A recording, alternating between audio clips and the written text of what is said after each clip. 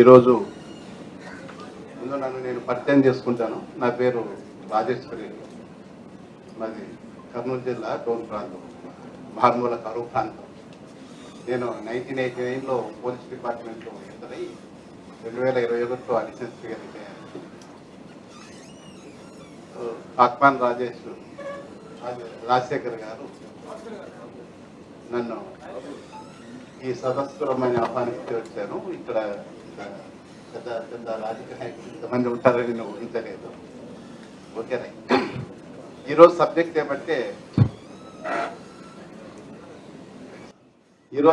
ఏమంటే కూటమి పాలనలో శాంతి భద్రతలపై చర్చ. ఇది చెప్పాలంటే పోలీస్ ఆఫీసర్గా, రిటైర్డ్ పోలీస్ ఆఫీసర్గా నాకే సిగ్గు అనిపించే విషయాలు చాలా జరుగుతున్నాయి ఇప్పుడు. దాన్ని చాలా క్లుప్తంగా నేను మాట్లాడి ముగిస్తాను. ఇటువంటి పరిస్థితిని మేము 1989లో పోలీస్ డిపార్ట్మెంట్లో చేరినప్పుడు, మరి రిటైర్ అయినాక 21లో ఉన్నప్పుడు, ఇప్పుడు 26లో ఉన్నప్పుడు చూస్తే పూర్తిగా 100% డిఫరెంట్ ఉంది. అసలు ఇది పోలీసేనా, మనము వీళ్ళు పోలీసింగ్ చేస్తున్నారా, మనం ప్రజాస్వామ్యమైన దేశంలో ఉన్నామా, ప్రాంతంలో ఉన్నామని మాలాంటి వాళ్ళకే అనుమానం వస్తుంది. మనము మన పిల్లలు ఇక్కడ సురక్షితంగా ఉండగలమా అంటే ఒకరి పాలసీకి వ్యతిరేకంగా మాట్లాడి మేము కానీ లేకపోతే మా పిల్లలు కానీ ఈ ప్రాంతంలో సురక్షితంగా ఉంటారా అనే అనుమానం నాకే కలిగేంతగా జుగుప్సాకరంగా జరుగుతుంది. ఇది మా సర్వీస్లో సమైక్య ఆంధ్ర ఉన్నప్పుడు ఇంత దరిద్రం లేదు. కానీ 2014లో రాష్ట్రం విడిపోయి ఒక కూటమి ప్రభుత్వం వచ్చినప్పటి అసలు పోలీస్ డిపార్ట్మెంట్ ఇది ఎట్లా ఉపయోగిస్తున్నారంటే జస్ట్ చేతిలో కర్ర మాదిరి ఉపయోగిస్తున్నారు. అప్పటి కులాల ప్రకారం చూసి పోస్టింగ్స్ ఇవ్వడము 2014 నుంచే స్టార్ట్ అయింది స్టేట్లో. అసలు డిపార్ట్మెంట్ మీద భక్తి కన్నా కులం మీద భక్తి, లేకపోతే వ్యక్తుల మీద భక్తి పెరిగిపోయిన దరిద్రమైన వ్యవహారంలో ఉంది. ఇంకా ఈసారి 2024 నుండి చూస్తే రిజల్ట్ వచ్చినప్పుడు నుంచి ఇక్కడ జరిగిన కొన్ని ఇప్పుడే స్క్రీన్లో చూపించారు, ఆ రసీద్ హత్య ఇటువంటివన్నీ జరిగిన రిజల్ట్స్ వచ్చిన 4వ తేదీ జూన్ 4 అనుకుంటా 2024లో వచ్చిన 10 గంటల నుంచే స్టార్ట్ అయింది అరాచకమైన పాలన. ఇప్పుడు కూడా అది కంటిన్యూ అవుతూనే ఉంది. ఈ ప్రభుత్వం, ఈ కూటమి ప్రభుత్వంలో మొదట డెమోక్రసీ మీద అటాక్ చేశారు. అంటే ప్రజలకు అలవాటు చేయాలి కదా, ఒక్కోటి అలవాటు చేసుకుంటూ వస్తున్నారు. తిరుపతిలో మున్సిపల్ వైస్ చైర్మన్ ఎన్నిక, దాంట్లో ఇప్పుడే చూశారు మీరు. అది ఫస్ట్ డెమోక్రసీ మీద అటాక్ చేసేసి పోలీసులు జస్ట్ ప్రేక్షకుల మాదిరి ఉంటూ టీడీపీ గుండాల చేతిలో మొత్తం 20 మంది పైన మహిళా కౌన్సిలర్స్ ఉన్నారు. అందరినీ భయభ్రాంతులుగా చేసి వారు అనుకున్న ఎన్నిక జరుపుకున్నారు. తర్వాత అత్యంత భయంకరమైన విషయము మన పులివెందుల జెడ్పీటీసీ ఎలక్షన్స్.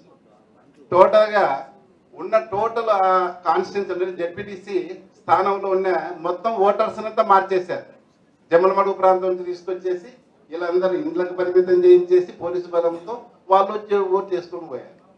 ఎందుకంటే నేను పులివెందుల 5 ఏళ్ళు పనిచేసిన కాబట్టి నాకు తెలుసు. నేను విజువల్స్ కూడా చూశాను.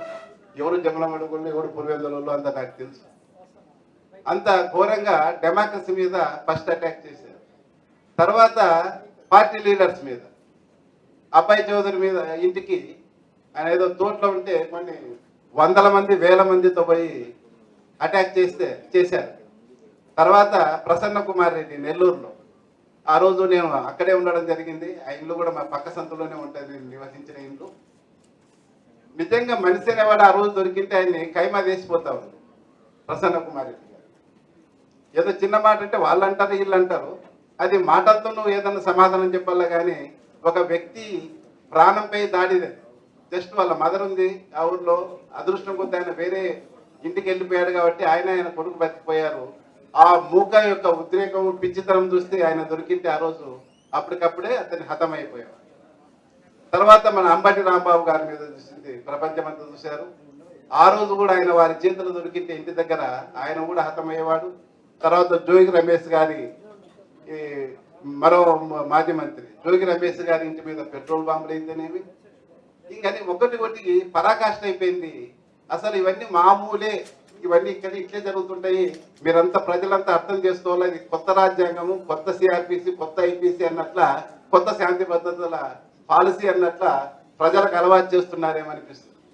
ఈ యొక్క ప్రతి సంఘటనలో కూడా అంటే పాతకాలం అయితే ప్రతి సంఘటన జరిగినప్పుడు ఆ ప్రాంతానికి సంబంధించిన ఎస్పీనో లేకపోతే కమిషనర్నో కనీసం బదిలీ చేయడమా, సస్పెండ్ చేయడమా చేస్తే కానీ చేసేవాళ్ళు గతంలో, లేకపోతే కనీసం ఆ ఇన్స్పెక్టర్ని. ఈసారి ఎస్ఐని కూడా సస్పెండ్ చేయలేదు, ఎస్ఐని కూడా ట్రాన్స్ఫర్ చేయలేదు. అటువంటి ఘోరమైన సంఘటన జరుగుతుంటే వాళ్ళని ఇప్పటికీ కంటిన్యూ చేస్తూనే ఉన్నారు. అంటే మీరు చాలా చక్కగా చేస్తున్నారు, మా ఉత్తర్వులు పైనుండి వచ్చే ఉత్తర్వులు చక్కగా పాటిస్తున్నారని పోలీస్ అధికారులను కూడా ఎంకరేజ్ చేసినట్లు ఉంది. అన్నిటికన్నా పరాకాష్ట నిన్న ఇప్పుడు విజయవాడలో సాయి కృష్ణ గారి మరణం. అసలు టాస్క్ ఫోర్స్ వాళ్ళు మార్కాపురం ఎందుకు పోయినారు, అతన్ని ఎందుకు తెచ్చారు ఇక్కడికి అనేది అందరికి $1 మిలియన్ క్వశ్చన్.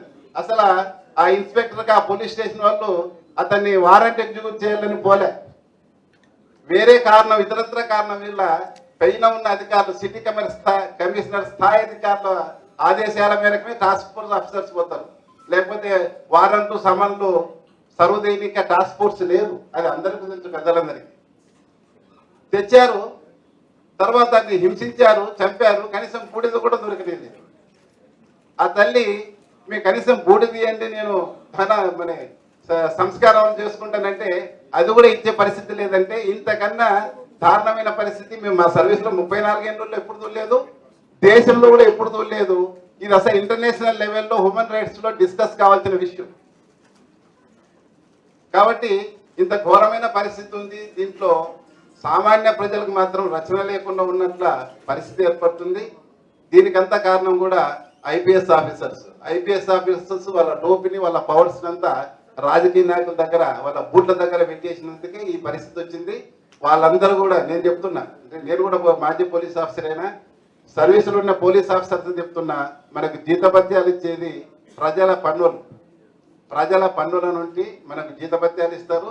వాళ్ళు ఇచ్చే జీతం తీసుకొని నువ్వు ఒక వర్గానికో లేకపోతే ఒకరి ఉపయోగానికో, ఒక పార్టీ దానికో నువ్వు సేవ చేయడం అనేది అనవసరం. అది పద్ధతి కాదు. మీరు భవిష్యత్తు తరాలకు ఏమిస్తున్నారు? మీరు, మీ కొడుకులు, మీ మనవళ్ళు అందరూ కూడా సఫర్ అవుతారు ఈ వ్యవస్థ ఎలాగుంటే. దీన్ని ఖచ్చితంగా ఏదో ఒక ఐపీఎస్ ఆఫీసర్, నేను చెప్తున్నాను, ఒక 5-6 మంది డీజీలు ఉంటారండి ప్రతి స్టేట్లో. ఆ డీజీలు అంతా కలిసి ఓ రోజు టీ పార్టీనో లేకపోతే ఒక మందు పార్టీనో పెట్టుకున్న రాత్రి, ఒరే మనకి ఏ డీజీ పదవి, ఎవరికి డీజీ పదవి ఇచ్చినా పర్వాలేదు, మనం ప్రజలకు మంచి చేస్తాం, ప్రజల జీతాలు తీసుకుంటామని ఒక్క డీజీలు 5 మంది ఉంటారండి, 5-6 మంది ఉంటారు. వాళ్ళు గట్టి నిర్ణయం తీసుకుంటే ఒక వారంలో మొత్తం డిపార్ట్మెంటు, రాష్ట్రంలో శాంతి భద్రతలు అన్ని సెట్ అవుతాయి. ఇలా ఎమ్మెల్యేలు, ఎంపీలు వీళ్ళు చెప్పాల్సి, వీళ్ళకి బిజినెస్ లేదు, వాళ్ళకి చెప్పాల్సిన ఇష్యూ కాదు.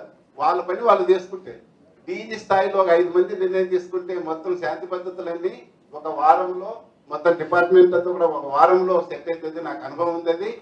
గట్టి ఆఫీసర్ లేదు. ఇప్పుడు డీజీ ఆఫీస్ పోస్టు కూడా డబ్బులతో కొనుక్కుంటున్నారు. కాబట్టి ఇక మనము ఈ దేశాన్ని, ఈ ప్రజాస్వామ్యాన్ని ఆ దేవుడే రక్షించాలా. కాబట్టి ప్రజలందరూ కూడా న్యూట్రల్ పర్సన్స్, ఒక పార్టీకి సంబంధించిన వారు అందరూ న్యూట్రల్ పర్సన్స్ కూడా దీని మీద గొంతెత్తి మాట్లాడి ప్రజల్లో చైతన్యం తీసుకురావాలా. మరి ఈ ఐపీఎస్ ఆఫీసర్స్లో కూడా మార్పు తీసుకురావాలా. అప్పుడే డెమోక్రసీ అనేది